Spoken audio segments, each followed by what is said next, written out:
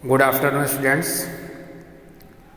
आज मैं आपको कक्षा 9 विषय हिंदी पाठ 1 दो बैलों की कथा प्रश्न अभ्यास का प्रश्न नंबर 9 जो कि पेज नंबर 20 पर है, बुक पेज नंबर 20 पर है। आशय स्पष्ट कीजिए। प्रश्न उत्तर 8 का उत्तर विद्यार्थियों आप स्वयं लिखेंगे। 1 से लेकर 7 तक लगातार मैं सभी प्रश्नों का उत्तर बताया हूँ। प्रश्न नंबर 8 का उत्तर आपको स्वयं लिखना है।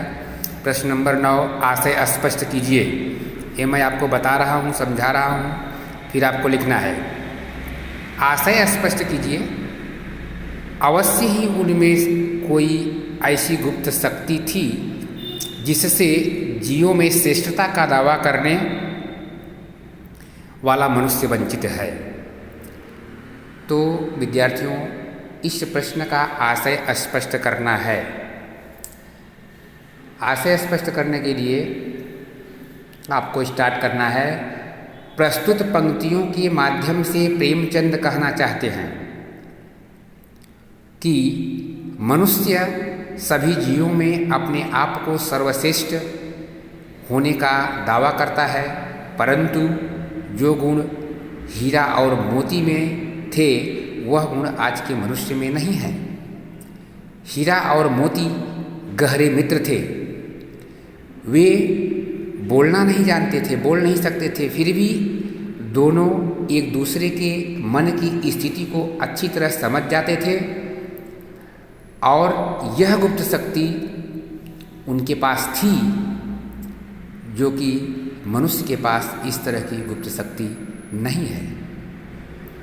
जो बिना किसी के कहे यदि कोई व्यक्ति मदद के लिए कहता नहीं है तो मनुष्य स्वतः उसकी मदद नहीं करता है। स्वतंत्रता के लिए संघर्ष, मैत्री के लिए कुर्बान होने की भावना तथा संतोष आदि हीरा मोती को एक उत्तम व्यक्ति की तरह प्रस्तुत करते हैं। तो विद्यार्थियों, आशय स्पष्ट करने में जो मैंने आपको समझाया, यही इस प्रश्न के आशय में आपको लिखना है। प्रश्न नंबर 2 9 का ख। उस एक रोटी से उनकी भूख तो क्या शांत होती, पर दोनों के हृदय को मानो भोजन मिल गया। यह प्रश्न आपको संकेत करता है गया के यहाँ जो बालिका थी वह हीरा और मोती दोनों बैलों को शाम के समय एक रोटी खिलाती थी। तो कवि के कहने का आशय है यहाँ पर, हीरा और मोती को गया के घर बहुत काम करना पड़ता था, किंतु खाने में उन्हें सूखा भूसा दिया जाता था और उन बैलों को अपने घर पर, अपने मालिक के घर पे अर्थात झूरी के घर पर खली, चोकर आदि भी भूसा के साथ दिया जाता था।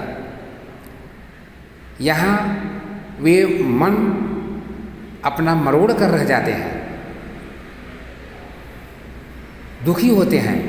बैलों के ऊपर जो अत्याचार हो रहा है उसे देखकर उस बालिका के मन में दुख होता है, इसलिए वह रात में उन दोनों बैलों को एक एक रोटी खिलाने जाती थी। इससे हीरा और मोती दोनों बैलों की भूख तो पूरी नहीं होती थी, लेकिन भूख की तृप्ति नहीं होती थी, लेकिन उनको सांत्वना मिल जाती थी।